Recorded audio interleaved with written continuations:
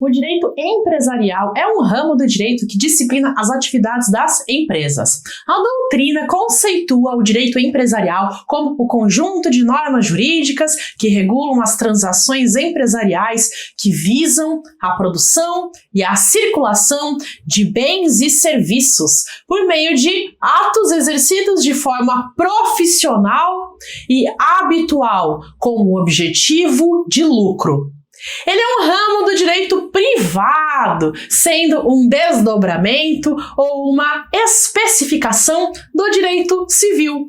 O direito empresarial geralmente não costuma ser um dos assuntos mais amados pelos estudantes. Eu mesma achava essa matéria muito chata quando estava na faculdade, mas justamente por esse motivo eu decidi fazer o vídeo de hoje para ajudar você que está começando e não quer mais ter que arrancar os cabelos para entender essa matéria deveras insípida. Aliás, pior do que direito empresarial, eu acho que só mesmo títulos de crédito. Eu sou Cíntia Brunelli e o vídeo de hoje é um resumo de direito empresarial para quem está começando, com uma explicação bem simples, fácil de entender e direto ao ponto. E eu te convido a se inscrever no canal porque toda semana eu estou aqui trazendo conteúdos.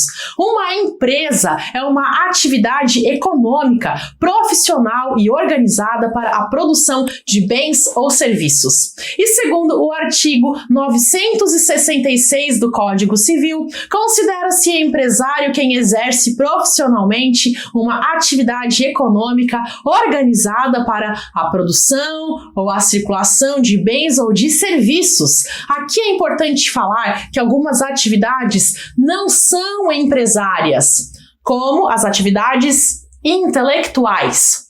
As atividades intelectuais podem ser as de natureza científica, como médicos, dentistas, contadores ou advogados. Literária, como escritores. Ou artística, como, por exemplo, um pintor de quadros. O motivo por que essas atividades intelectuais não são consideradas empresariais é porque falta o elemento de organização. Elas não são atividades organizadas, mesmo que contem com auxiliares ou colaboradores. Via de regra, as atividades que possuem como tópico central o emprego intelectual de ciência, literatura ou artes não se enquadram como empresa. A exceção é quando a organização dos fatores de produção se torna mais relevante do que a atividade pessoal envolvida. Por exemplo, um dentista que atua sozinho não é considerado empresário, ainda que possua auxiliar. Mas um dentista que abre uma clínica e contrata diversos profissionais vai ter um serviço prestado de forma mais estruturada. E aí sim nós temos um empresário. Quando falamos em direito empresarial, uma confusão que também é muito comum é confundir a empresa como seu estabelecimento. A empresa não é o seu estabelecimento, e sim a própria atividade. Já o estabelecimento é todo o conjunto de bens que o empresário utiliza no exercício da sua atividade. A doutrina considera o estabelecimento empresarial uma universalidade de fato, ou seja, uma pluralidade de bens que tenham uma destinação unitária. Os elementos que compõem o estabelecimento formam uma coisa unitária, em razão da destinação que o empresário dá a eles. Outro aspecto importante do direito empresarial é o nome empresarial. O nome empresarial não é o mesmo que o nome fantasia. Nome fantasia é geralmente como nós conhecemos as empresas, como, por exemplo, Coca-Cola, Vivo, Itaú, Riachuelo. Enquanto o nome fantasia pode ser algo muito mais flexível, criativo e orientado ao marketing, ao branding e à filosofia da marca, o nome empresarial deve seguir uma linha mais objetiva, visando ao que está possibilitado pela lei. Os nomes empresariais podem existir sob duas formas: a firma e a denominação social. Vou explicar rapidamente a diferença. A firma deve conter o nome civil do empresário ou dos sócios da sociedade empresária, podendo, se quiser, ser apenas o sobrenome. Por exemplo, Oliveira e Xavier. É facultativo haver também a designação do objeto social. Se quiser, além do nome civil do empresário, pode haver o objeto social. Por exemplo, João Araújo Desenvolvimento de Software. A firma serve de assinatura do empresário, ele contrata assinando o nome empresarial. E a firma é de uso obrigatório para os casos em que há responsabilidade ilimitada, que são os casos do empresário individual, sociedade em nome coletivo e sociedade em comandita simples. Já a denominação deve designar o objeto da empresa. A denominação é formada com palavras de uso comum ou com expressões e com a indicação do objeto da sociedade. Por exemplo, Veloz Transportes, Lindas Flores Floricultura. A denominação não serve de assinatura do empresário. Os contratos são assinados no nome civil do representante. A denominação é utilizada obrigatoriamente nas sociedades anônimas. Já a sociedade limitada e a sociedade em comandita por ações podem usar firma ou denominação. Aproveitando que eu mencionei antes sobre a responsabilidade, vou explicar a diferença entre responsabilidade limitada e ilimitada. Quando a responsabilidade de uma empresa é ilimitada, como o próprio nome diz, isso significa que os sócios respondem pelas obrigações da empresa ilimitadamente. O empresário responde pela totalidade das dívidas contraídas através da atividade empresarial. Não há separação entre o patrimônio da empresa e o seu patrimônio pessoal. Os sócios respondem de forma ilimitada e solidária. Responsabilidade solidária quer dizer que todos os sócios podem ser demandados pela totalidade da dívida da empresa. Por exemplo, imagine que a empresa tem uma dívida de R$100 mil com um fornecedor e essa empresa possui 2 sócios, Pedro e Antônio. Pedro possui patrimônio pessoal, ele tem dinheiro, veículo, imóveis, enquanto Antônio possui apenas uma havaiana furada. O fornecedor, que é o credor, pode cobrar essa dívida inteiramente do Pedro, R$100 mil, só do Pedro. E aí depois o Pedro vai atrás do Antônio para buscar o ressarcimento daquilo que seria a sua cota. Já nas empresas que possuem responsabilidade limitada, os sócios só respondem no limite do valor das cotas.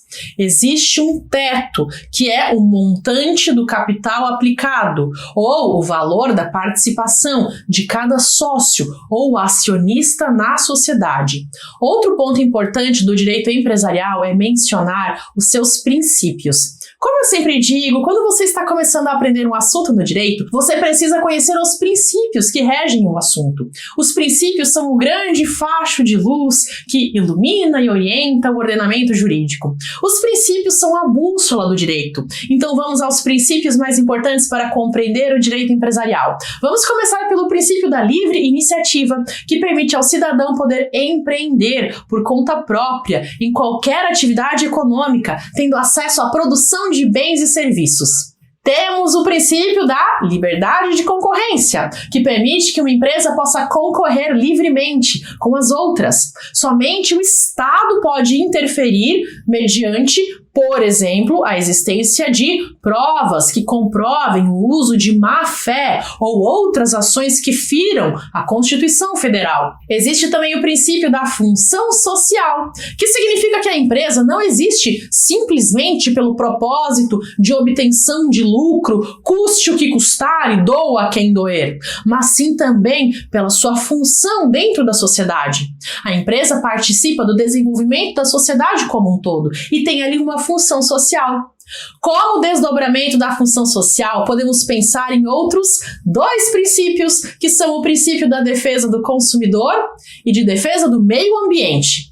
O princípio de defesa do consumidor observa a relação da empresa com os seus consumidores, sendo que estes, os consumidores, são vistos como a parte vulnerável, o polo mais fraco da negociação. Sendo assim, eles devem ser protegidos pelo Estado para que não haja abusos. Já o princípio de defesa do meio ambiente diz que as empresas têm a tarefa de proteger o meio ambiente, podendo ser penalizadas quando ferem esse princípio. Temos também o princípio da preservação da empresa, que entende que devem existir mecanismos que permitam a continuidade da empresa, pois sabemos que as atividades empresariais são importantes e necessárias ao desenvolvimento da sociedade.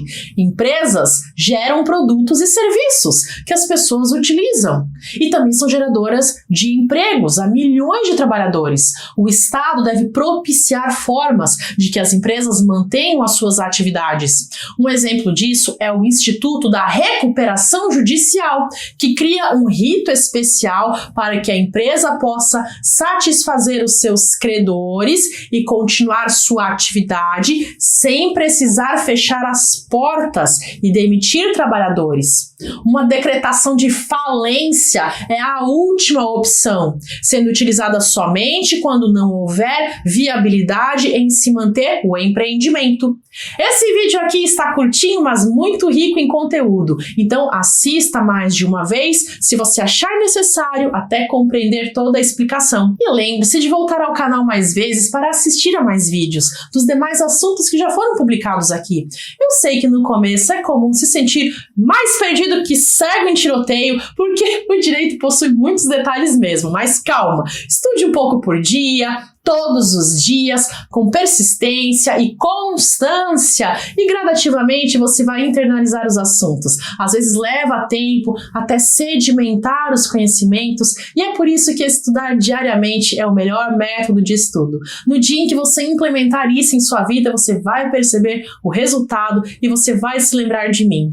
Outra indicação que eu dou a quem está se sentindo ainda meio perdido no direito é assistir às aulas do curso Primeiros Passos no Direito. Ali eu trago a base que todo mundo que está iniciando sua jornada no direito deveria saber. Muitas vezes o aluno já está até em semestres adiantados da faculdade ou até mesmo já se formou, mas se sente muito atrapalhado nos estudos para a OAB, para os concursos e não percebe que o motivo é porque faltou a base. Sim, a base importa. O aluno que tem falhas na formação da sua base fica com mais dificuldade em entender os assuntos mais avançados. Se esse é o seu caso, você pode resolver esse problema estudando sozinho, através de doutrinas, por exemplo, ou assistindo ao curso Primeiros Passos no Direito, em que eu trouxe bem mastigadinho tudo de mais importante que você precisa saber. Estude, seja como for, mas estude. Não deixe que as lacunas no seu conhecimento atrasem a sua compreensão do direito. Vou deixar o link do curso na descrição do vídeo e você pode clicar e ver se o curso é para você. Mas eu já te antecipo que você vai gostar muito do que eu produzi para você. Eu recomendo também que você retorne aqui ao canal e aproveite os materiais gratuitos aqui no YouTube, que são muitos. O que não pode é ficar sem estudar. Vou deixar aqui uma sugestão de playlist para você clicar e aproveitar. Até!